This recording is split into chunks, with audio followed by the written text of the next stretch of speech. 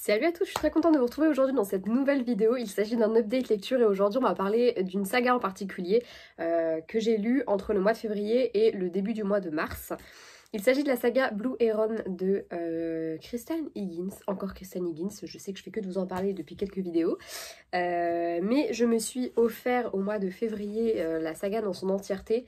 Il y a un tome en plus mais je l'avais déjà sur ma liseuse donc il n'est pas là. Et je me suis dit que comme je les ai enchaînés, j'allais tous les lire et faire une vidéo dans laquelle je vous parlais dans un même ensemble de ces 5 tomes. Je trouvais que c'était plus judicieux, sachant que sinon ça allait vraiment faire des vidéos assez répétitives. Et surtout parce que je ne me voyais pas parler indépendamment de chaque tome. Je trouve qu'il y a quelque chose d'un peu redondant dans cette saga de manière générale. Dans cette saga, on va se trouver dans la petite ville de Manningsport, qui est dans l'état de New York, et nous allons suivre différents personnages qui tournent de manière plus ou moins importante autour d'un vignoble, puisque c'est une région de vignoble, celui de Blue Heron justement. Le tome 1 est centralisé sur Faith, qui est la plus jeune fille aux Landes, donc qui sont les propriétaires de ce vignoble. Ensuite on va suivre sa sœur, donc qui est juste au-dessus d'elle au nord. Dans le tome 3, on suit la meilleure amie de Faith, Colin. Dans le tome 4, on suit le frère des filles Holland, donc Jack. Et dans le dernier tome, on suit Connor, le frère jumeau de Colin. Voilà. Ce sont à chaque fois des romances et je vais vous résumer rapidement chaque tome et après je vous parlerai de la saga de chaque tome, je vous dirai ce que j'ai aimé, ce que j'ai moins aimé, etc., etc. Le premier tome, à un détail près, donc nous fait suivre Faith et Levi. Donc Faith revient pour une durée un peu plus longue que d'habitude dans la petite ville de Manningsport, sachant qu'elle a un peu tendance à la fuir depuis que son fiancé l'a abandonnée devant l'hôtel en faisant son coming out devant tout le monde. Depuis, elle fuit comme la peste la ville et les petits racontards de tout le monde, puisque bah, évidemment, dans une petite ville comme ça, tout le monde se connaît, tout le monde est bien évidemment au courant de ce qui s'est passé. Donc elle a tendance un petit peu à, voilà, même si elle adore Manningsport, à ne pas rentrer plus que ça, ou alors à ne jamais rester très longtemps et à ne venir que pour les événements familiaux. Et surtout, elle voue une certaine haine à Levi Cooper, agent de police dans la petite ville. Et d'ailleurs, j'allais dire il est le shérif, mais non, pas du tout. On dit pas shérif, si. Ça fait un peu western dit comme ça. Bref, le chef de la police, peut-être mieux dit comme ça. Levi Cooper, qui est également le meilleur ami de son ex et qui est celui qui l'a poussé à faire ce coming out. Sans grande surprise, la romance va se passer entre Levi et Faith. Et voilà, il n'y a pas de suite à cette phrase. Le second volume, sans plus attendre, c'est une édition de Noël que j'ai là, nous parle de Honor, donc qui va, après un rendez-vous médical, se prendre un peu dans la tronche le « Eh ma cocotte, t'es en train de vieillir là, faudrait peut-être que tu te bouges le cul si tu veux en marier des enfants !» Waouh, sympatoche, ok, cool, on est content, et c'est un petit peu ce qui va la pousser à accepter un mariage pour une carte verte, donc pour offrir la nationalité américaine à un homme, avec Tom, un anglais, qui lui de son côté souhaite avoir la nationalité, souhaite rester aux États-Unis pour pouvoir s'occuper du fils de son ex, qu'il a élevé pendant plusieurs années et de qui il aimerait pouvoir retrouver la complicité qu'ils avaient avant, même si c'est très compliqué depuis la mort de celle-ci. Voilà. Voilà. Et évidemment, le mariage, machin, va offrir un prétexte à une romance. Tout à fait, tout à fait. Reparti pour un tour, oui c'est celui-là, oui. Reparti pour un tour va nous parler de Colin. Colin qui a beau créer des couples partout dans la petite ville, n'est pas du tout prête à elle vivre le grand amour. Pour elle, c'est pas fait pour elle, le mariage, toutes ces conneries, c'est bien pour les autres, c'est génial même pour les autres, mais elle, non merci. Depuis que son ex du lycée lui a brisé le cœur en se barrant avec une autre femme et en allant se marier avec elle alors qu'il a toujours refusé de l'épouser elle parce qu'il trouvait qu'ils étaient trop jeunes. Voilà, elle ne veut plus voir en peinture tout le simple fait de tomber amoureux, ça la liquéfie sur place, elle n'en a pas du tout envie. Et évidemment, qu'est-ce qui va se passer? Le fameux Lucas va revenir à Manningsport pour raison familiale et voilà, elle ne l'a jamais oublié et c'est réciproque. Ensuite, N'y pense même pas nous fait suivre donc Jack, qui est le frère de Face et Honor, et Emmaline, qui travaille au poste de police également. Emmaline qui est invitée au mariage de son ex, voilà, donc qui l'a quitté pour la femme qu'il épouse, et qui a énormément changé, mais j'en dirai pas trop parce que je veux pas vous spoiler non plus cette partie-là de l'histoire, parce qu'elle est intéressante à découvrir. Et qui va être un peu secouru par Jack, qui accepte de l'accepter, tout à fait, qui accepte de l'accompagner au mariage pour qu'elle ait un compagnon, qu'elle soit pas toute seule et qu'elle ait un soutien tout simplement. Et le problème, c'est que elle est pas totalement insensible au charme de Jack, même si pour elle, ils ont absolument rien à faire ensemble, d'autant plus que lui de son côté, il est en train de battre il souffre de stress post-traumatique, puisqu'il a sauvé de la noyade de 4 adolescents, dont un qui malheureusement est toujours dans le coma à l'heure actuelle. Et également, il a affaire au retour de son ex-femme, voilà, ce qui fait que ça pèse un petit peu aussi dans la balance, forcément. Et enfin le dernier tome, il s'agit de Ton âme sœur ou presque, avec donc le frère de Colin, le frère jumeau Connor, qui va demander en mariage Jessica, qui est une femme avec qui il a une relation par intermittence depuis des années. En fait, ils se voient de temps en temps, mais ils sont pas vraiment un couple, et en même temps, ils se comportent un peu comme un couple, mais c'est secret. Il va la demander en mariage, il va se prendre un gros bâche, et pour lui, voilà, ça signe un petit peu la fin de leur histoire, et en même temps, même s'ils sont pas faits pour être ensemble selon Jessica, lui il ne voit qu'elle. Voilà. Et d'ailleurs elle ne voit que lui aussi. Voilà. Le premier tome de cette saga, je l'ai beaucoup aimé, je l'ai dévoré. Christian Higgins, et c'est ce que j'aime toujours dans ses romans, c'est toujours très frais. Là, on a vraiment une famille que j'ai adorée. Les Holland, c'est vraiment typiquement la famille américaine de rêve, là, avec le père, la mère qui est décédée, mais le père qui est du coup vachement présent pour compenser ce manque-là, des frères et sœurs qui sont tous proches les uns les autres. On a le cliché de la sœur aînée qui est hyper fun, hyper drôle, hyper... Enfin voilà, vraiment typiquement ça. On a Face qui est douce, gentille, adorable. Honor qui est un peu plus carrée, parfois elle fait un peu chonchon sur les bords, et à côté de ça elle est pas méchante pour dessous, mais elle est très carrée, très plus réservée aussi, un peu plus timide. Et puis on a Jack, le seul frère, mais qui du coup est toujours là pour ses sœurs, mais aussi qui est un petit peu le petit prince de la famille.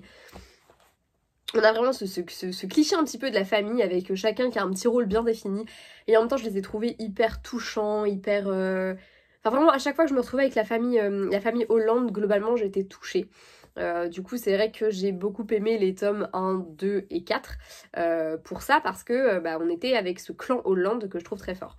Après, ça veut pas pour autant dire que je n'ai pas aimé Connor et Colin, puisque j'aime beaucoup le lien des deux jumeaux et j'ai beaucoup aimé leur histoire. Ils ont également un lien très fort avec le Holland, puisque Colin c'est la meilleure amie de Face, c'est comme si elle faisait partie de la famille. Enfin voilà, c'est un lien qui est très fort et qui est très présent dans le récit et qui est très bien amené.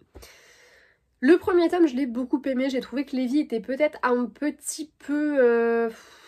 En fait, heureusement qu'il y avait des flashbacks dans le récit, sinon je me serais pas attachée à lui plus que ça. Je trouve qu'il fait très distant parfois et pas hyper... Enfin voilà, on creuse pas trop le Levi, à part par le biais de flashbacks, puisque le récit généralement se découpe avec des chapitres flashbacks qui vont nous permettre de découvrir un peu plus les personnages avant, ce qui les a amenés à l'instant présent, mais aussi le lien par exemple là de Levi et Face. On comprend très vite qu'ils ont grandi dans la même ville, qu'ils se connaissent depuis toujours, et on va comprendre un petit peu comment leur relation elle en est arrivée là aujourd'hui.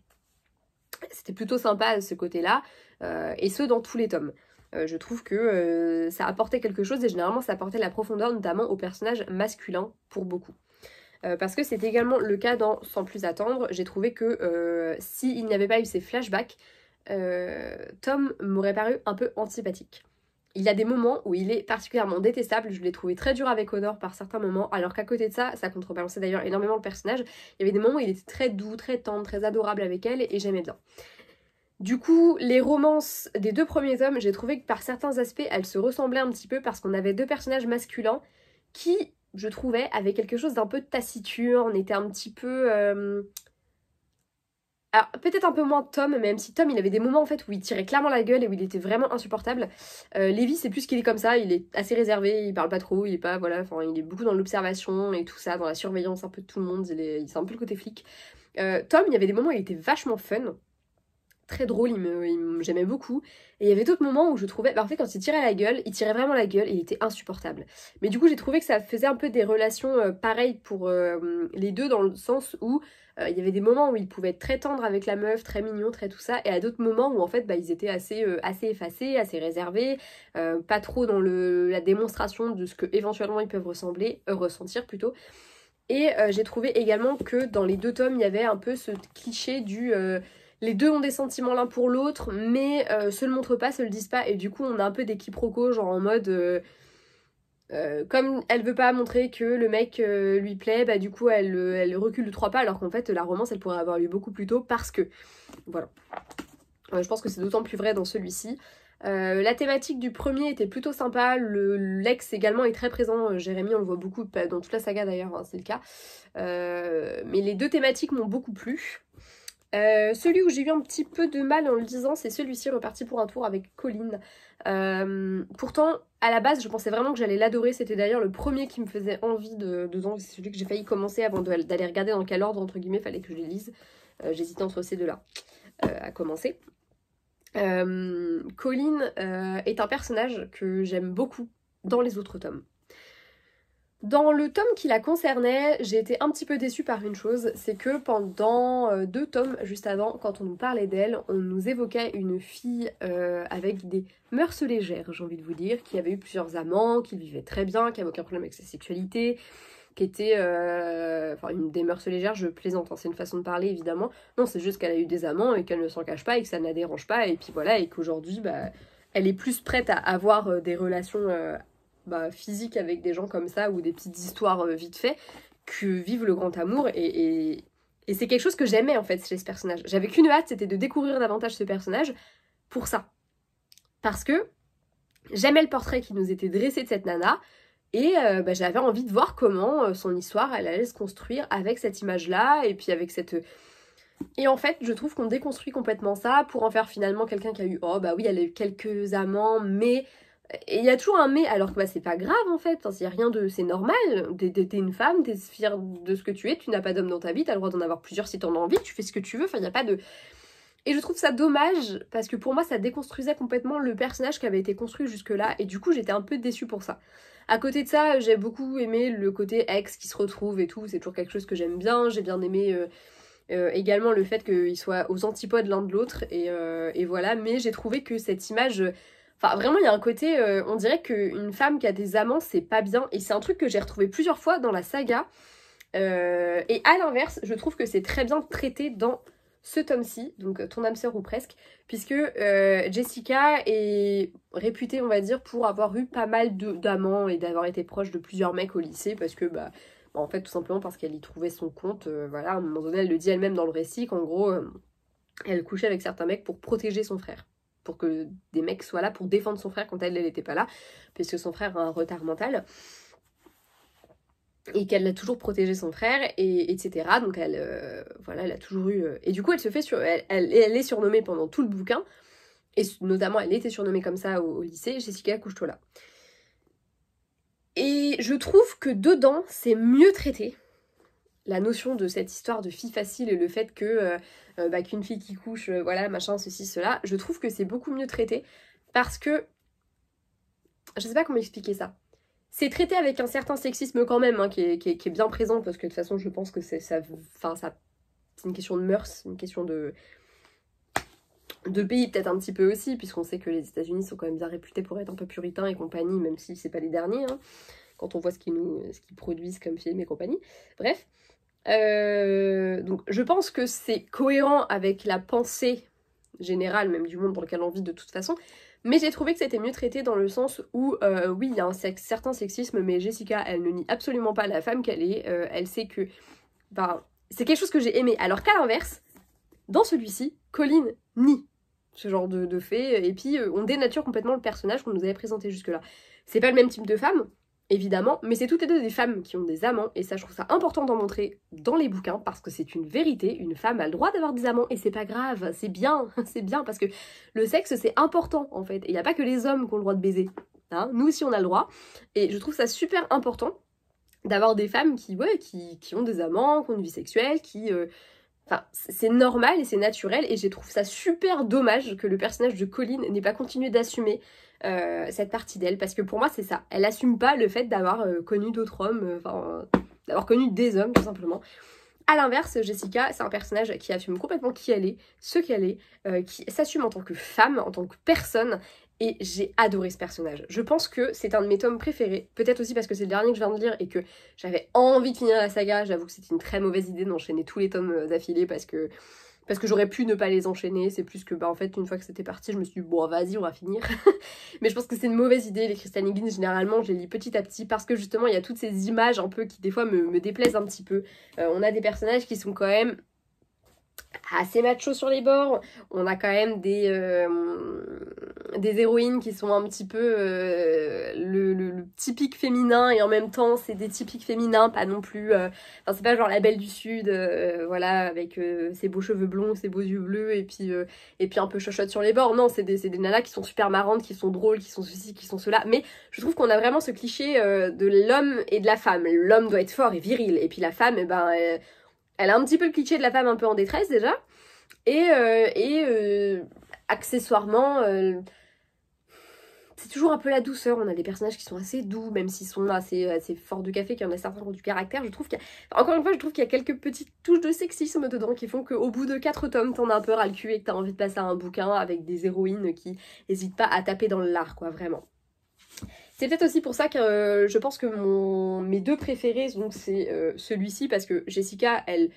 Enfin, c'est une putain de battante, elle fait tout par elle-même, elle défend son frère tout le temps, elle s'est fait toute seule puisque, bah voilà, elle part de pas grand-chose, elle habitait dans un truc de mobil-home, ses deux parents sont alcooliques, son frère est handicapé mental, aujourd'hui, bah, elle bosse dans le marketing à Blue Heron, du coup, elle a tout fait toute seule, elle a toujours cumulé des boulots depuis qu'elle est adolescente pour pouvoir avoir de la thune, la mettre de côté, là, elle est sur le point enfin, elle met de côté pour acheter une maison, enfin... C'est vraiment une nana qui s'est fait toute seule, et très vite on va se rendre compte qu'elle a absolument pas besoin de Connor pour faire quoi que ce soit, et qu'elle a du mal même à accepter l'aide de Connor. J'ai adoré Jessica, je trouve que c'est le meilleur personnage de la saga. Et pourtant il y a des personnages féminins que j'ai beaucoup aimés. Et j'ai également beaucoup aimé Emmeline. Emmeline parce qu'elle a un côté un peu masculin qui s'assume complètement. La preuve c'est que sa mère elle croit qu'elle est lesbienne, comme si une femme qui était flic c'était forcément une lesbienne. Et pareil, le fait qu'elle soit célibataire ça fait d'elle une lesbienne également. Bah, écoute, elle couche avec qui elle veut, qu'est-ce que ça peut te foutre ma pauvre fille. Elle est flic, elle rentre dans le tas, elle est robuste, c'est comme ça qu'on la décrit, comme quelqu'un de robuste, comme si... non mais ça c'est pareil, il y a des termes des fois qui sont employés, ça me fait mourir de rire, et en même temps ça me fait mourir de rire jaune, quoi. Mais du coup, ouais, j'ai bien aimé parce que à l'inverse, là, j'ai trouvé que c'était plutôt Emmeline qui avait tendance un petit peu à sauver Jack, puisque Jack souffre, comme je vous l'ai dit tout à l'heure, de stress post-traumatique. J'ai du mal à le dire, hein, c'est très compliqué pour moi de parler visiblement. J'ai beaucoup aimé le fait de la voir un peu voler au secours de Jack, et j'ai beaucoup aimé leur relation. J'ai trouvé que c'était pas toujours... Enfin, j'ai beaucoup aimé parce que lui, justement, Jack est marié à une belle du Sud à la base. Son ex-femme, c'est vraiment le cliché de la femme qui attendait un mari pour lui faire des bons petits plats alors qu'elle cuisine comme un pied d'ailleurs, mais bref. Et à l'inverse, on a Emmeline qui vit sa petite vie toute seule, qui fait son petit bonhomme de chemin toute seule, qui a besoin de personne pour la défendre parce qu'elle est tout à fait capable de se battre elle-même ou de se défendre elle-même.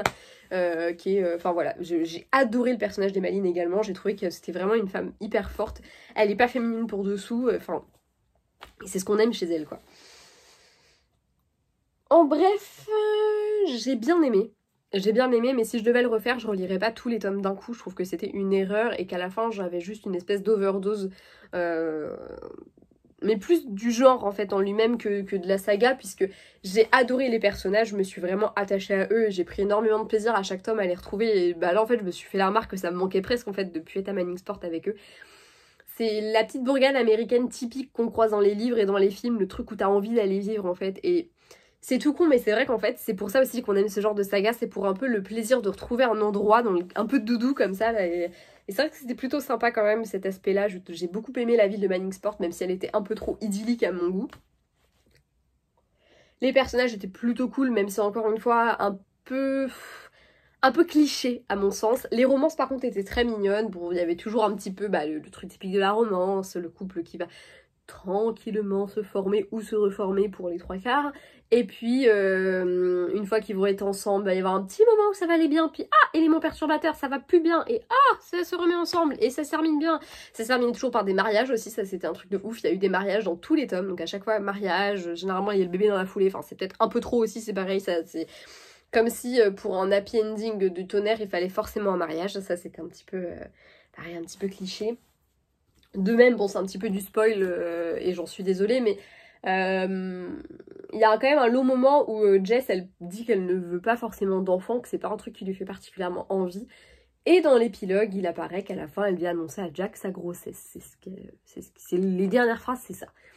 Alors que lui juste avant dans l'épilogue dit que bah même s'ils ont un enfant un jour ce sera cool, s'ils n'en ont pas, Jack en plus c'est pas du tout Jack, c'est Connor Andouille, bref.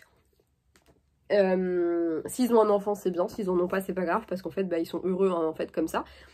Et je trouve ça dommage que systématiquement, encore une fois, encore et toujours, et bah ce soit comme ça, il y ait toujours le mariage, les enfants, le chien, la machin, à un moment donné, c'est cool, hein, c'est bien d'avoir, enfin c'est beau, c'est sympa, c'est le cliché du bonheur parfait conjugal, mais c'est pas que ça. Le bonheur conjugal, c'est pas que le mariage et les enfants, etc. Ça peut être tellement d'autres choses. Et je trouve ça dommage en fait à chaque fois de tomber dans le même cliché systématiquement et... Voilà.